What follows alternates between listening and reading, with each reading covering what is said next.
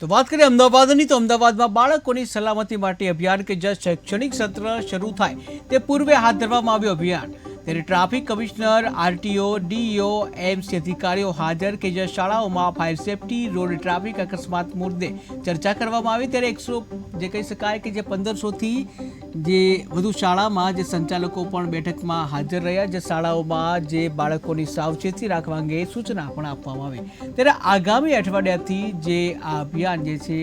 એ હાથ ધરવામાં આવશે કે જ્યાં આરટીઓ, ટ્રાફિક, ફાયર અને જે ડીઈઓની ટીમ સરપ્રાઇઝિંગ ચેકિંગ કરશે. ત્યારે બાળકો આરટીઓ માન્ય વાહનોમાં જ શાળાએ પહોંચે જરૂરી છે, જ્યાં ફાયર સેફટી નિયત કરેલ ઝડપે જે સ્કૂલ બસ ચલાવવા સૂચના આપવામાં આવી છે, જ્યાં ગિયરવાળા વાહનો ચલાવવા માટે 18 વર્ષની ઉંમર ઉપર જરૂરી છે. ત્યારે લાયસન્સ વગર બાળક વાહન ચલાવશે તો કામગીરી કરવામાં આવશે કે જ્યાં બાળક એક્સિડન્ટ કરે તો માલિકને થશે દંડ અને જેના નામે વાહન હશે એને 25,000નો અને 3 વર્ષની સજા થશે. આજરોજ અમદાવાદ શહેર ટ્રાફિક પોલીસની સાથે અમદાવાદ જિલ્લા શિક્ષણાધિકારી શ્રી તેમજ આરટીઓ વિભાગ, ફાયર વિભાગ અને ગુજરાત રોડ સેફ્ટી ઓથોરિટીના સંયુક્ત ઉપક્રમે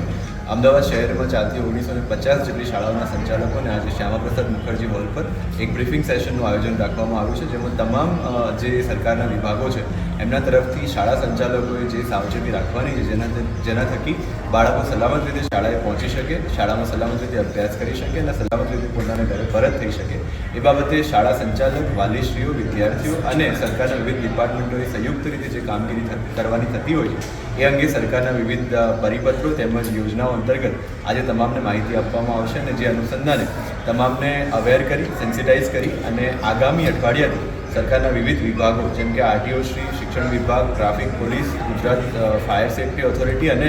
Gujarat fire department, Ahmedabad fire department આ તમામ લોકો સરપ્રાઇઝ ચેકિંગ કરીને જે લોકો પણ બાળકોની સલામતીને જોખમમાં મૂકનારા કૃત્યો કરતા હશે એમના વિરુદ્ધમાં સખત કાયદેસરની કાર્યવાહી કરવામાં આવશે, જે અંગે આજે તમામ શાળા સંચાલકોને પણ જાણ કરવામાં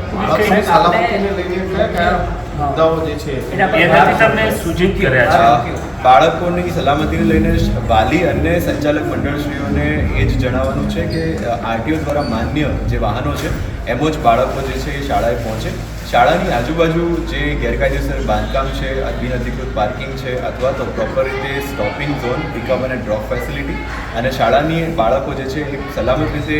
બસમાં ચડી શકે, બસમાંથી ઉતરી શકે એ પ્રકારનું વાતાવરણ જે છે એ પ્રોવાઈડ કરવા માટે આજે તમામને સૂચના આપવામાં આવશે. સાથે જ ફાયર સેફ્ટીની ઓલરેડી એક ટ્રેનિંગ થઈ ગઈ છે અને એ બાબતે પણ આજે ફરીથી તમામને સેન્સિટાઇઝ કરવામાં આવશે. આ ઉપરાંત બસના ડ્રાઈવરોએ કેટલી સ્પીડમાં ચલાવવાનું છે, ઓવરટેકિંગ નથી કરવાનું, બસની અંદર કઈ પ્રકારની વ્યવસ્થા હોવી જોઈએ એ તમામ અંગે આજે